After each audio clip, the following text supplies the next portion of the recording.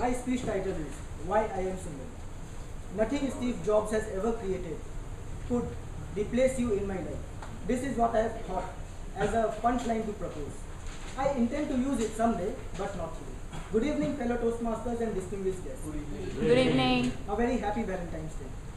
Happy Valentine's Day. Today, I can't help but categorize all the supine souls present here into following groups. First, those who have celebrated their Valentine's Day. I am glad for you. Second, those who have not yet concluded their Valentine's Day celebration and are restlessly waiting for this KTM meeting to be over. You and me share the same methodology of celebration. High five. Third category are those who are singles, and needless to say, I belong to this group. Since I have no option of celebrating this day, I chose to do something productive out of many other productive things that can be done today, that is, give a speech. Last week, while I was coming to Toastmasters, with all great excitement and expectation, something disturbed my thought, which was my smartphone. I picked up the call with great reluctance, only to find that it was a manager of a multi-cuisine restaurant offering me a hefty discount of mere 5% if I book a table in advance for 14th of Feb. Initially, I thought I should book a table and enjoy with my parents, relatives, or friends. Suddenly, I realized that cunning manager was referring to a Valentine's Day. And of course, in proper sense, this day isn't meant to be celebrated with your parents or relatives. There are many other Indian festivals catering to that need. Then, a thought dawned upon me, and it struck me like a bolt of lightning, that for the past 2.5 decades, I have remained single. And I started searching frantically, not for a girl, but for the reason of my life. So the third reason is the great Indian competition. It was interesting that when I was born, there were 927 girls for every 1,000 boys.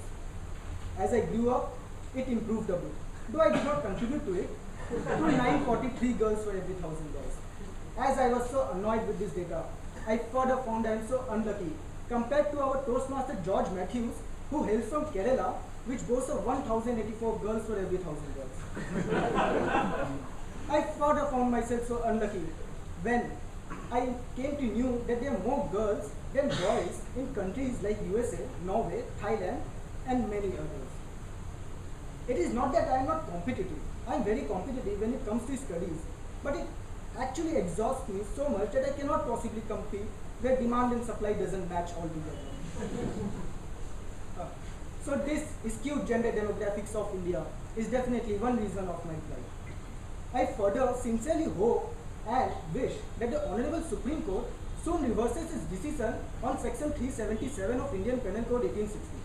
You know why? So that at least some competition gets eliminated. My second reason is my smartphone. An old joke states that there is one thing common between a smartphone and a partner.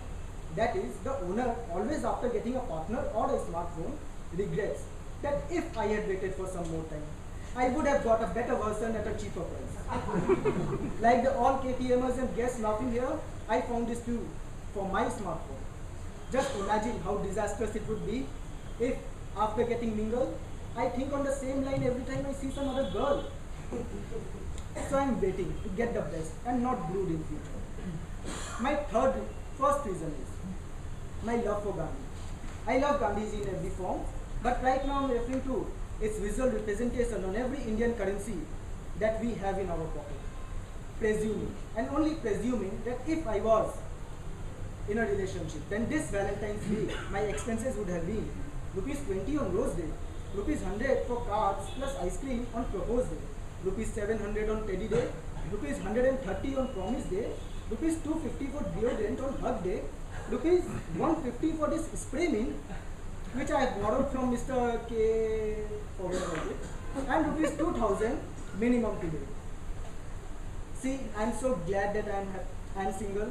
I have saved all these unnecessary expenses, and today I can boast of this thick purse instead of this thin purse which belongs to Toastmaster George Matthews.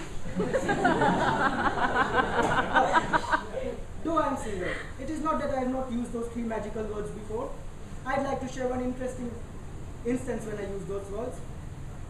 It was a bright sunny day with summers retreating and winters knocking the door. I and my best friend were coming back to home from college. It was a subway in Delhi. Two girls, supposedly the best friends, were taking leave of each other. As one girl entered the subway, she thundered loudly to her other best friend, "I love you." To I being an adroit person, I instantly retorted, "I love you too." Amidst the cacophony of young crowds, all erupted in laughter. Finally, the best advice I have got of being single is from my neighbor, who is single too. He says, no one should be in a relationship with whom we would not marry, for it's a waste of time and takes us off market. Hence, don't worry about relationships. Let's build friendship. For who knows, in the journey of our life, we'll automatically find our soulmate, or we will know which person is most suited to us. This young life of ours should not be spent on trying to fall in love or even worrying about a partner. This life right now should be filled with spending time on making careers, finding ourselves, and finally, and the most conclusively, building friendships. What do you think, the guests and the speaker and the KTMers? And in which category do you two fall in?